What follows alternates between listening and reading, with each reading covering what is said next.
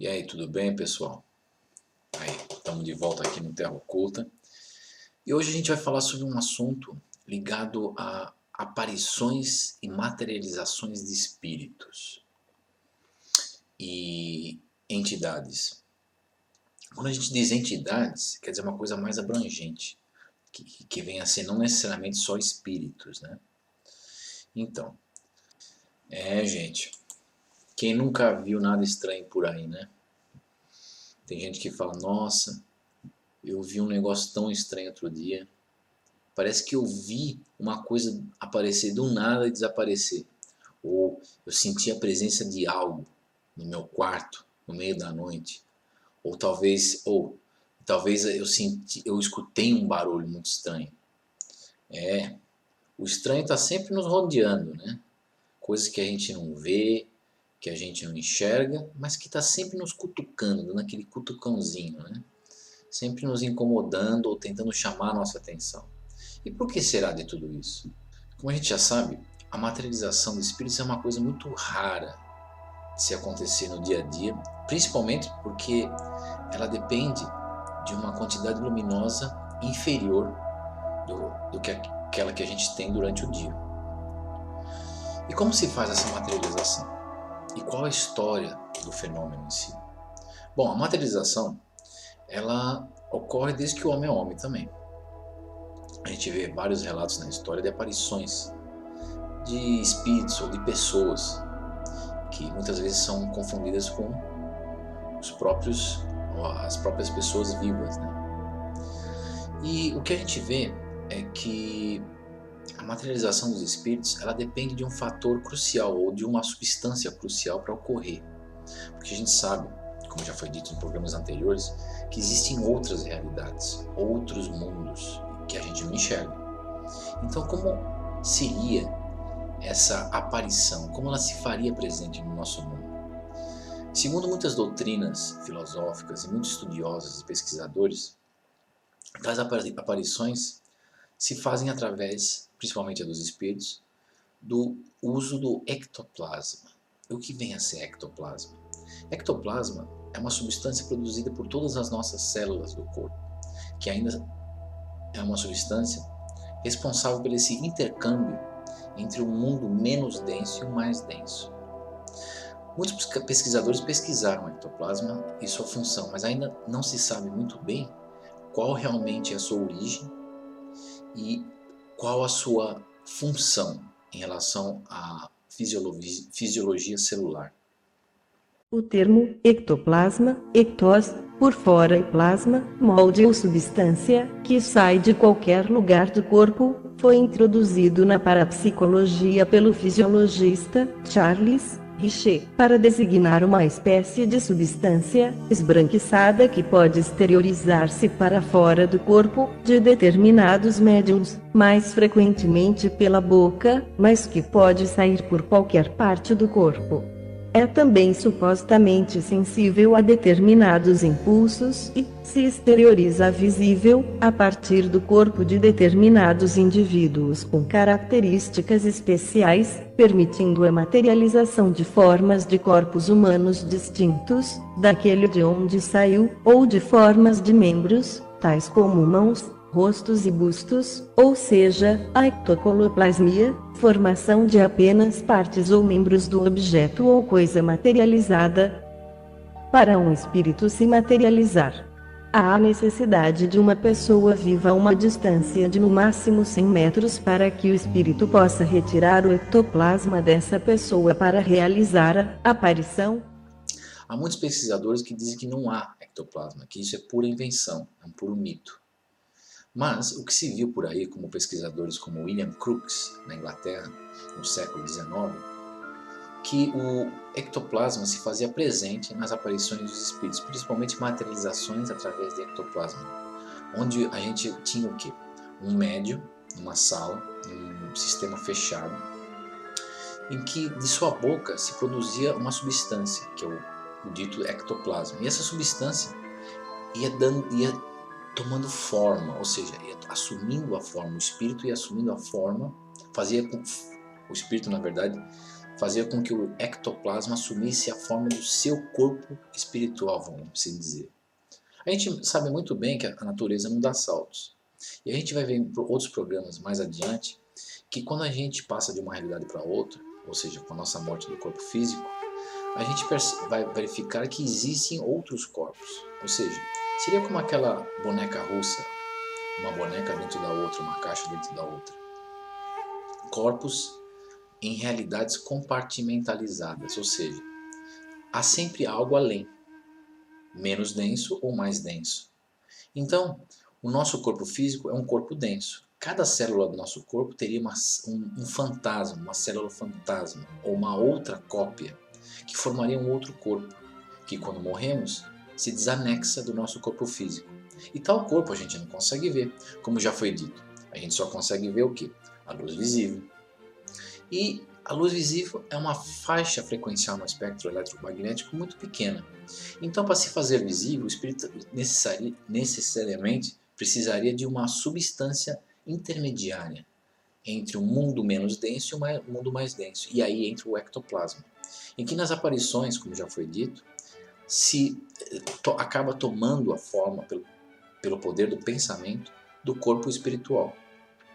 Então você vê aquelas formações em sessões mediúnicas de espíritos, e tais formações são muito interessantes, porque conheço relatos, principalmente de pessoas que participaram dessas reuniões, em que quando a gente se encontra perto de uma entidade materializada, a mesma possui todas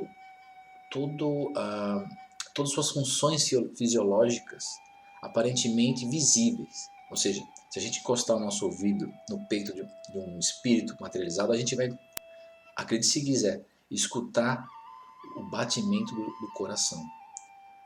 A gente pode tirar a pulsação de espíritos materializados, a gente pode pesar espíritos materializados, enfim, é como se estivessem momentaneamente vivos. Mas sabe-se também que tais materializações, na maioria das vezes, não são perfeitas. E quando presentes sobre a luz, sobre a luminosidade, tais materializações se desfazem em pleno ar, porque o ectoplasma também os cientistas verificaram que é uma substância muito volátil à luz visível, ou seja, acaba se desfazendo. O ectoplasma tem outras funções que veremos e discutiremos em outros programas, mas veja bem, as materializações espirituais, elas não somente ocorrem em sessões mediúnicas, elas podem ocorrer no dia a dia. Há relatos de pessoas que se encontraram com parentes que já deixaram esse mundo, momentos após a sua morte do corpo físico, e na maioria dos casos em acidentes, em mortes violentas, parecendo que o espírito em estado de aflição mental, devido à sua morte violenta, tenta se comunicar com o parente mais próximo através do quê? De uma materialização, uma aparição visível.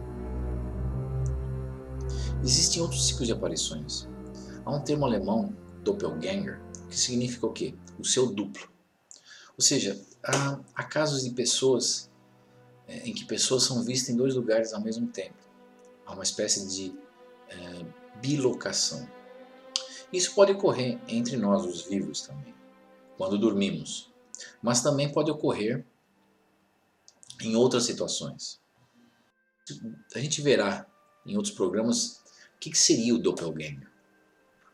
Mas enfim, existe um termo medieval chamado agênere, ou seja, aquilo que não é gerado. Que em algumas obras mediúnicas, por exemplo, de Robson Pinheiro, no Brasil, ele chega a comentar sobre os agêneres. O que seriam os agêneres? Como o próprio termo já foi dito, que não é gerado. Ou seja, é a aparição talvez de um espírito, mas de uma maneira mais estável e até estável sob a luz solar. De antemão, os agêneres eles seriam o quê? Seriam duplo etéricos, ou seja, nós temos um corpo físico, um corpo espiritual e um corpo bioplasmático, que na verdade é formado em um conjunto de matérias, inclusive o ectoplasma. Quando nós morremos, por exemplo, 49 dias depois, esse corpo bioplasmático se desfaz, essa energia, que contém inclusive a energia vital da célula. Então esses agêneres seriam o quê? Uma espécie de clonagem do nosso corpo bioplasmático, ou duplo etérico. E essa clonagem é feita não aqui no mundo físico, mas no mundo espiritual, com algum propósito e por certos seres, em certas situações. Os agêneres seriam então aparições estáveis à luz. Existem, basicamente, dois tipos de materializações. Um se dá com a utilização do ectoplasma de uma pessoa viva. O outro se dá, não com a utilização de uma matéria intermediária, como o ectoplasma, mas pela desaceleração e interpolarização subatômica do tipo de matéria que é formado o corpo da entidade manifestante. Ou seja, quando um alienígena cruza dimensões, as subpartículas que constituem o seu corpo entram em ressonância vibracional de acordo com a frequência dos campos morfogênicos que constituem e preenchem o universo em questão que o alienígena está adentrando. Cada partícula do seu corpo então altera o movimento angular pela interpolarização subatômica. E a energia que constitui seu corpo molecular entra em uma outra faixa frequencial e dimensional, de maneira que se há uma alteração na densificação, na rotação angular de cada partícula do seu corpo, pela interpolarização dos campos morfogênicos e adicionamento ou redução vetorial dimensional. Há então dessa forma, uma absorção ou exteriorização de energia, com uma formação residual radioativa e eletromagnética no local da aparição. Que momentaneamente encontramos uma abertura interdimensional, que muitos chamam de buraco de verme, ou horizonte do evento. Dessa maneira, muitas entidades ou seres deslizam literalmente seus corpos entre dimensões, ou entre as realidades compartimentalizadas que existem nos diversos mundos e universos. Então, na verdade, a gente vai verificar em outros programas que existem coisas andando entre nós que parecem conosco, mas não são humanas. Acredite se quiser. Como que a gente distingue um agênere, uma aparição dessa natureza, de uma pessoa viva? Geralmente o agênere ele não come, ou seja, por ele não ser feito de carne e osso, ele não come. E muitas vezes é tomado como uma pessoa viva, uma pessoa real. Há possibilidades de tais agêneres andarem entre nossa sociedade e ocuparem posições chaves na sociedade, posições de cunho político, enfim, posições que tragam, que sejam relacionadas com posições de liderança na sociedade. Isso é muito preocupante hoje em dia. E a gente vai ver em outros programas qual a função disso tudo. Lembram que quando eu comentei sobre a aparição de anjos no programa anterior? Em relatos bíblicos, por exemplo, a aparição dos anjos na destruição de Sodoma e Gomorra, a aparição dos anjos para Abraão, enfim, outras aparições de anjos que a gente encontra na Bíblia. Esses seriam um tipo de aparição, ou seja, seres que vêm de outra realidade. Apesar de que existe uma teoria em que tais seres seriam antigos astronautas que vieram ter conosco e nos ensinar certas coisas e se relacionar conosco. Enfim, existem muitas teorias a respeito de antigos astronautas que visitaram nosso planeta. Mas isso é um outro tema que a gente vai discutir. Mas enfim, acredito que tais aparições de anjos estejam relacionadas não à teoria dos antigos astronautas, mas esteja relacionada com a aparição dessas entidades. Que, como já foi dito anteriormente, talvez sejam as mesmas entidades que vêm de uma outra realidade e que no passado seriam chamados de anjos, demônios, duendes, enfim, vários teores, vários sabores, de acordo com a época e a cultura, e que atualmente são denominadas alienígenas.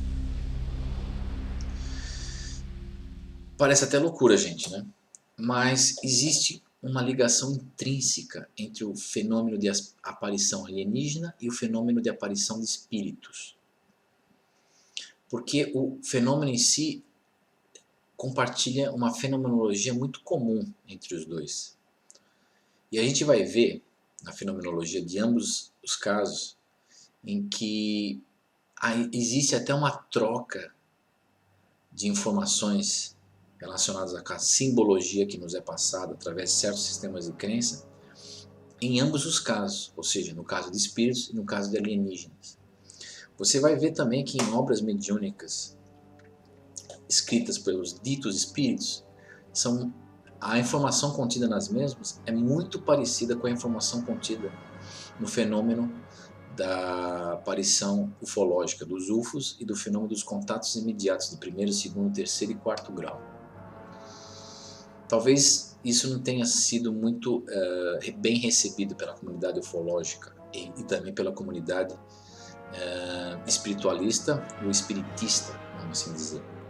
Mas existe essa relação intrínseca no fenômeno e há um porquê disso, que a gente vai ver quando a gente discutir sobre a realidade do mundo atual em que vivemos em relação não só ao mundo físico, como a outras realidades compartimentalizadas de mundos que a gente não enxerga. Enfim, esse é um pouquinho da história sobre aparições dos espíritos e de certas entidades, de aliens, que muitas vezes se intitulam aliens vindos, que muitas vezes esses aliens se intitulam seres vindos de outros planetas, como Marte, Vênus, Pleiades, Zeta Retículos, o sistema estelar. Aí a pergunta fica, será que vem realmente de outros planetas ou de outras realidades? E realmente será que há um propósito para eles nos enganarem com tais afirmações? Bom, esse assunto a gente fica para a próxima, gente. A gente vai falar mais sim sobre aparições de espíritos. E não é bem uma coisa vinculada só à especulação. Existem provas e evidências históricas de tais aparições. Não só na Bíblia, como em outras obras mediúnicas ou mesmo em outros textos sagrados ao redor do mundo. E mesmo no nosso cotidiano, no dia a dia, a gente vai ver muitos casos de aparições. A gente tem que verificar que aparições de espíritos ou outras entidades, elas estão intrinsecamente relacionadas com a nossa percepção. E muitas vezes estão relacionadas com alterações da nossa percepção, do nosso estado consciente de ver e sentir as coisas, de observar as coisas. Então, a pergunta fica, mas qual a finalidade de tudo isso? A comunicação entre duas realidades, entre as pessoas do mundo físico e pessoas de mundos que a gente não vê? Qual seria o propósito, a função disso tudo? A criação de novas crenças? São coisas que a gente tem que parar para pensar às vezes. Por que de tudo isso? Por que as pessoas veem espíritos? Qual a função disso? Porque os mesmos deixaram esse mundo e ensejam em voltar e se comunicar com as pessoas aqui? Ou a aparição dos alienígenas, por exemplo? Como já foi dito, alienígenas não são seres de outros planetas, mas seres que vêm de outras realidades. Qual seria a função dos mesmos se mostrarem no nosso mundo? A gente sabe muito bem que o sistema de crenças é uma coisa mais forte do que qualquer sistema sociopolítico e econômico hoje em dia na sociedade. Então, a aparição talvez reforçaria tais crenças e teria um objetivo de talvez criar algum tipo de sistema, algum tipo de controle, algum tipo de resultado. Que a gente vai ver em outros programas o porquê disso. Enfim.